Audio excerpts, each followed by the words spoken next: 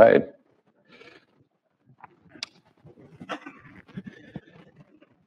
Good.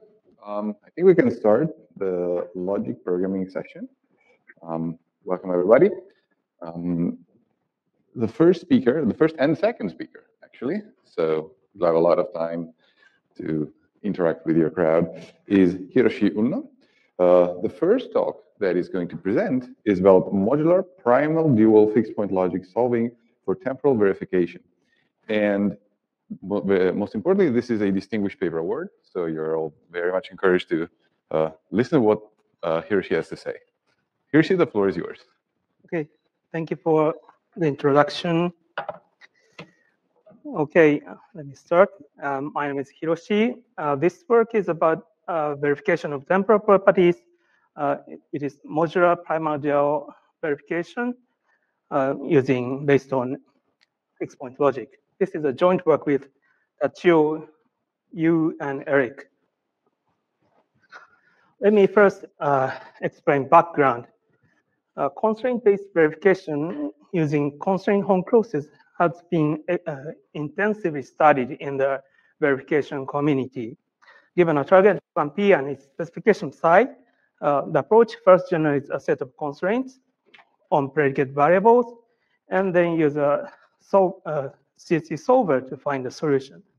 And if C is satisfiable, then the program satisfies the specification, and otherwise C is answered, then P violates the specification. So the CSCs can be regarded as a verification intermediary independent of particular target and method. And this separation facilitates developments of tools. And indeed, many frontends have been developed for various targets, including Rust, Java, C, and OCaml.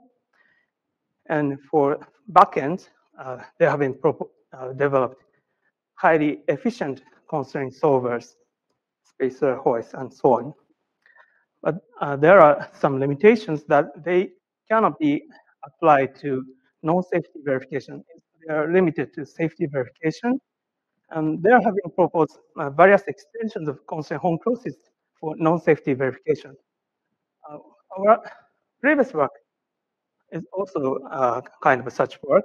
And we have, in our previous works, we have extended constraint home clauses with head disjunction, well-founded constraints, and total functions, and applied it to relational properties verification and so on. In this work, we are going to generalize constraint logic programs, which are known to be introducible with constraint home clauses by extending CRP with arbitrarily nested inductive predicates.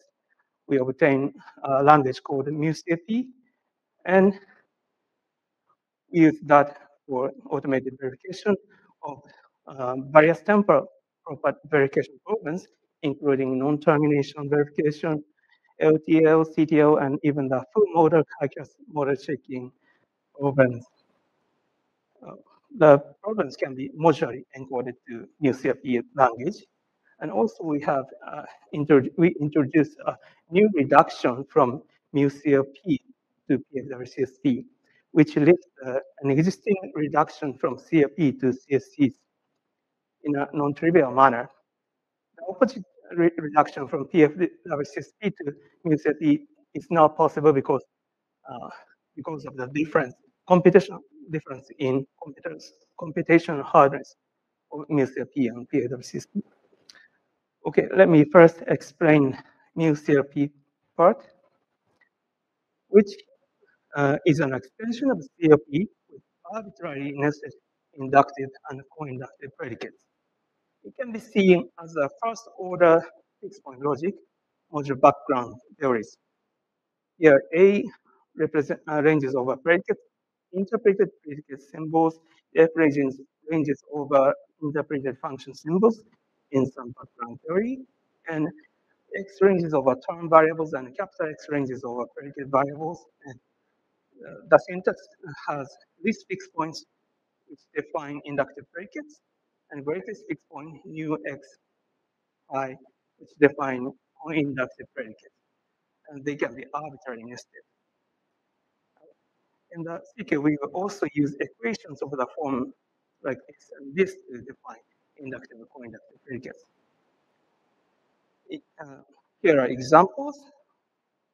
This inductive predicate defined as using least fixpoint is equivalent to this formula, and this least inductive predicate coincides with a set of natural numbers. And this co-inductive predicate defined as using a greatest fixpoint is equivalent to this formula, which is corresponds to an empty set. Okay, and for verification purpose, we identify the foreign properties of MuCFP to be very useful compared to PFA-CSP language. The first property of MuCFP that is useful is that it can naturally encode a wide variety of verification problems by exploiting the modularity in both the program and the specification. The second property of MuCFP that is good for verification is that it is closed under complement, which is not the case for PFA-CSP language. So the complement of each co-inductive predicate is obtained by taking the standard Morgan's dual. As a main contribution of our work, we utilize this property and present a novel MuCFP parity checking method we call MuMap that solves the primal and dual problems in parallel by exchanging useful information to reduce each other's solution spaces. Okay, before explaining the constraints of our validity checker MuVal, let me first explain the modular encoding of various verification programs with MuCFP. So MuCFP encoding of verification programs can exploit the modularity in both the program and the specification by expressing each loops and recursive function in a program subformulas of the property as individual possibly nested co-inductive predicates. There have been proposed various modular encoding of various verification programs. Our paper also discusses modular non-termination verification of imperative programs and omega regular model checking of label return systems. And also in a previous work, in the paper, it presents modal mu-correct model checking of label transition systems and omega regular model checking of first-order recursive programs.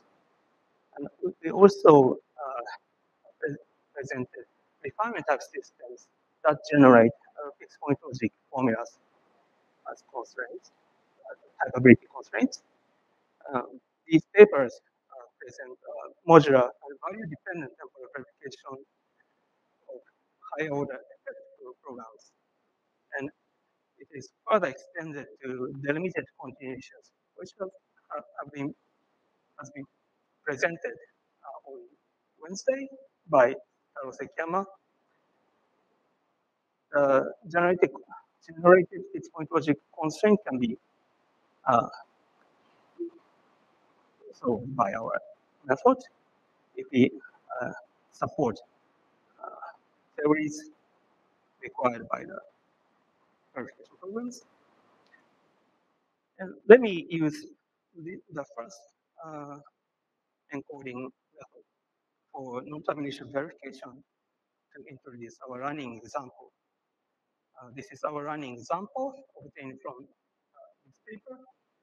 Here, the program has nested loop and decrement x1 or x2. And so actually the program is terminating, and we want to verify this program is indeed terminating for all X1, X2 that satisfy the assumption. From the program, we obtain is our encoding method of this UCLP constraint. This is a fixed point logic formula with inductive predicates I and J and co-inductive predicate NP. And the encoding is modular in the sense that so I, the inductive predicate I corresponds to the outer loop. It characterizes the weakest precondition for the termination of the outer loop. And J here is in the definition of I, characterized the weakest precondition for the termination of the inner loop. And also we have the predicate, which is co-inductively defined NP, which characterize the complement of the strongest postcondition of the inner loop. In such a way, we obtain a modularly encoded fixed point logic MUCLP formula, and we want to check the validity of the formula. So the formula says that for any variation of x1, x2 that satisfy the assumption, the weakest precondition for the termination of the inner loop is satisfied. Okay. So if the formula is valid, then the program is terminating, and the encoding is also complete. So we get the MUCLP encoding of the termination verification problem. So as I told you, we can take the standard De Morgan dual of the complement of the MUCLP formula. By computing the formula, De Morgan dual, we obtain this one, which encodes the non-termination verification problem. For some input x1, x2, the program diverges. Here, Ni the character is the complement of the predicate in the original MUCLP, and which intuitively represents the weakest precondition for the termination of the outer loop. I think I'd say this generalizes the notion of recurrent sets used studied in the research of non-termination verification. And also we have Nj in the definition of Ni, which is represent the complement of J and represent the weakest precondition for the non-termination of the inner loop. Similarly, we have E, which is the complement of NP and is the strongest postcondition of the inner loop. Okay, so is this running example explain our solver? Before explaining our solver, let me explain reduction from UCLP, the existing constraint, predicate constraint POPL'23. Before explaining the reduction, let me briefly explain the constraint language POPL'23. PCSP, let me first introduce PSP, which generalizes the class of constraint home process with non-home process of this form over predicate variables xi's. And here the arguments ti's vectors are sequence of terms of first order theory, and phi is a pure formula without predicate variables. And C is satisfiable if there is an interpretation law of predicate variables, such that all the clauses are valid becomes valid. And yeah, it's generalized CSCs if the number of atoms in the position is less than or equals to 1, then for all those in E, this is called CSCs. And POPL'23 further extend PCSP with total functions and well-foundedness constraints. I will skip some formal definition, but yeah, and PCSP with those are functions of well-founded predicates. And let me use a running example to explain the reduction. A reduction consists of 3 steps. We first eliminate existential quantifiers via polarization using the introduced function predicates. And we also, in the second step, we replace inductive predicates with guarded or inductive predicates using well-founded predicates. This This is inspired by the existing deductive system for first-order fixpoint logic, as well as a famous binary reachability analysis studied in the verification community to reduce termination verification to safety verification using well-founded relations. The last step, we replace each co-inductive predicate, interpreted predicate X, with an uninterpreted predicate and predicate variable X underbar that represents an unknown under approximation of X to be synthesized to be validity. So for our UCP that encores termination verification problem, we obtain these PWCSP constraints. And I will not go into details, but I underbar represents a predicate variable that represents an under approximation of I. And we also introduce a well-founded predicate variable, I down arrow, which are used to represent a guard for the recursion on the inductive defined, inductive defined predicate I to preserve the semantics. So please note that inductive defined predicate I is translated this one with the guard of the recursion positions. Okay. And for the non-termination verification problem, we obtain these set of constraints. And here, this lambda represents the function predicate variable that represents a scoring function for the eliminated quantification of x1 in the definition of the formula.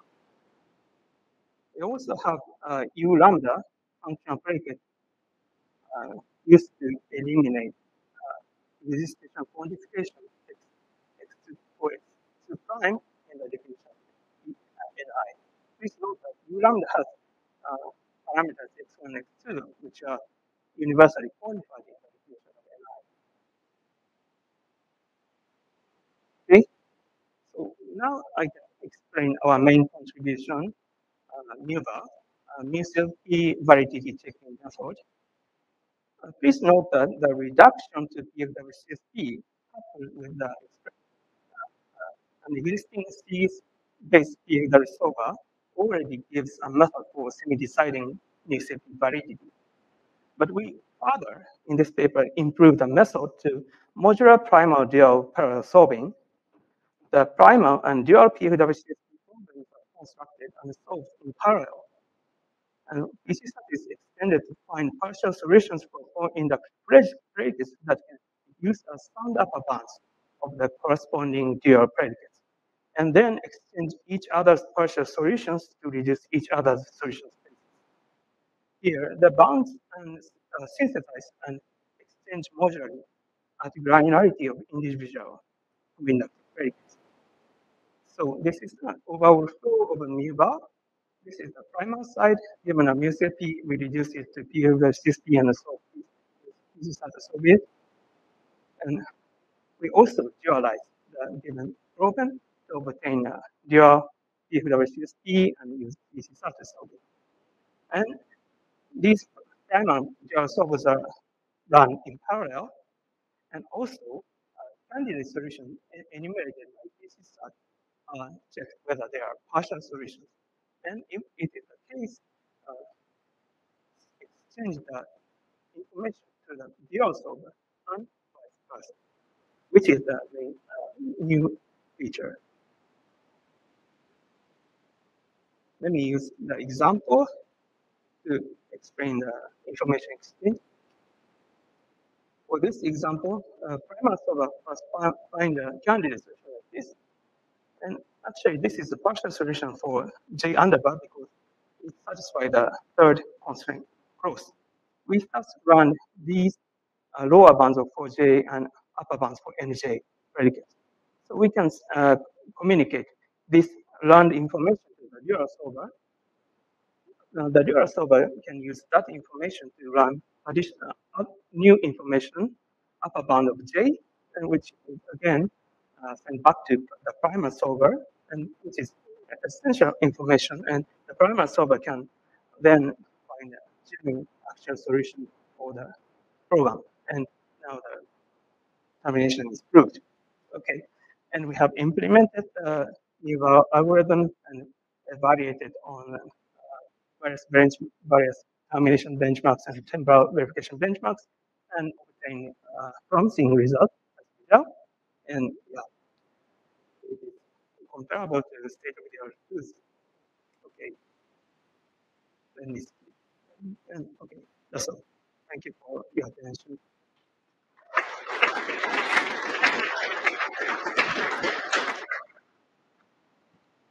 All right, thank you very much for the presentation, for the first of your two presentations. Are there questions from the crowd? We have volunteers with mics running around.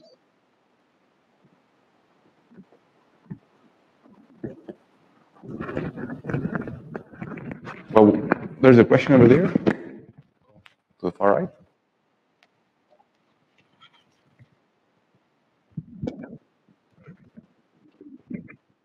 Hi, Stephen Ramsey from University of Bristol. I was just wondering about when you talked about the modular encoding of problems. So is it important that you have complement in order to do this modular encoding, or is it something orthogonal? Your question is whether the complement computations orthogonal to the modularity. Yeah, well, whether you need the fact that you can always complement the formulas in order to do the modular encoding, or whether this is something. Oh, okay. I mean, so a good point I have not explicitly told you is that so by computing the complement, we can for each predicate, yeah, we can obtain a corresponding dual, which is very nice. And we use that property to exchange information. So that is in the solver. That's not sorry. So this is part of the solver where you compute the dual. But I mean, so in the earlier part of the talk, you were talking about how you encode a verification problem as a set of constraints, as a fixpoint formula. And this was done in a modular. You said this is has the advantage of being done in a modular way, but I was wondering whether the complement property is needed. The fact that your logic is closed under complement, whether this is needed for the modular. Yeah. So yeah, the coding itself is modular, and complement computation procedure is also preserves the modularity. Which is,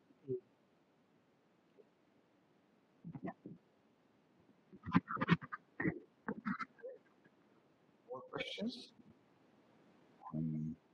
Yes, question at the back, please. As always, as the gentleman before you, say who you are and where you're from, institutional. I'm Michael Greenberg, Stevens Institute of Technology. So you have a semi-decision procedure with this cool handoff that's happening. Can you characterize when it will always succeed? always succeeds. So the validity checking problem is undecidable, and we have actually relative completeness, which says that if the witnesses for the validity can be expressible in some logic, our procedure can eventually find such kind of relative completeness can be proved that in general we don't ourselves. May I ask a tangential follow-up? Sure. You have these fixed points available. The example you gave deals with, it seems, just sort of numerically valued variables. But it seems like these fixed points might let that you described, much more interesting, say, data structures. Have you thought about what it would take to scale up to more interesting programs? Yeah, actually, our implementation supports the theory of algebraic data types, but it, I, I'd say the current support is not enough because for programs that manipulate algebraic data types, it is often the case that we need recursive function to express inductive invariance, which is not supported by our current solver, and yeah, it is listed in the as a feature of co-recursive functions. I see. Okay, understood. Thank you. Thank you.